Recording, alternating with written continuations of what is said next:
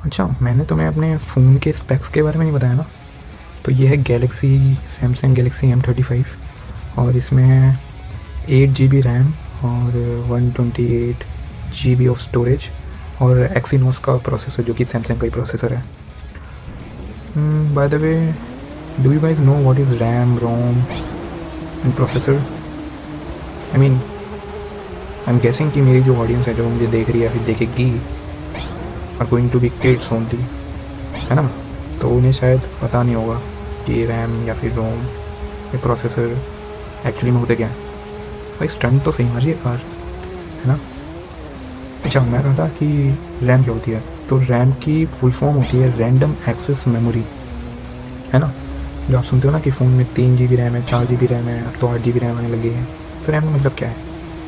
तो रैम जो होती है वो चीज़ों को चलाने में काम आती है, समझ रहे हो। जैसे मैं एक गेम खेल रहा हूँ तो उसको लोड कर रही है वो रैम, है ना। जब ये इस गेम को चला रहे हैं हम तो वो रैम में लोड हो रहा है, और जितनी ज़्यादा रैम उतने अच्छे से लोड होगा और उतने अच्छे से हम खेलेंगे और हैंग कम होगा।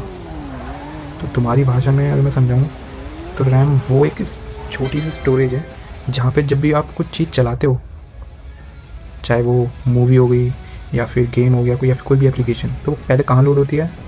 वो रैम में लोड होती है, ताकि फ़ोन जो है उसको जल्दी से एक्सेस कर पाए, समझ रहे हो, चला पाए जल्दी जल्दी।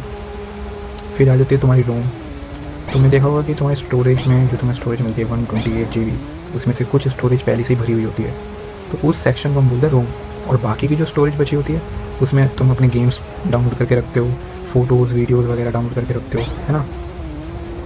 और रोम की तो मैंने फुल फॉर्म नहीं बताई ना। रोम की फुल फॉर्म है रीड ओनली मेमोरी, ठीक है। तो इसमें इंपॉर्टेंट फाइल्स होती हैं जिसको तुम डिलीट विलीट नहीं कर सकते, है ना, समझ रहे हो, जो कि परमानेंट रहती है। हालांकि रैम में क्या होता है, रैम में चीज़ें तब तक रहती हैं जब तक तुम उन्हें चला रहे हो। जैसे ही बंद कर दिया तो रैम से भी वो चीज़ें उड़ जाती हैं, या फिर फ़ोन बंद कर दिया, कंप्यूटर बंद कर दिया तो वो रैम से हट जाएगी। लेकिन रोम में जो चीज़ें स्टोर हैं वो हमेशा रहेंगी, ठीक है। बचा हमारा प्रोसेसर। प्रोसेसर या फिर CPU दोनों एक ही चीज़ है ना। और CPU तो सबको पता होगा, CPU क्या होता है, ब्रेन ऑफ द कंप्यूटर, है ना।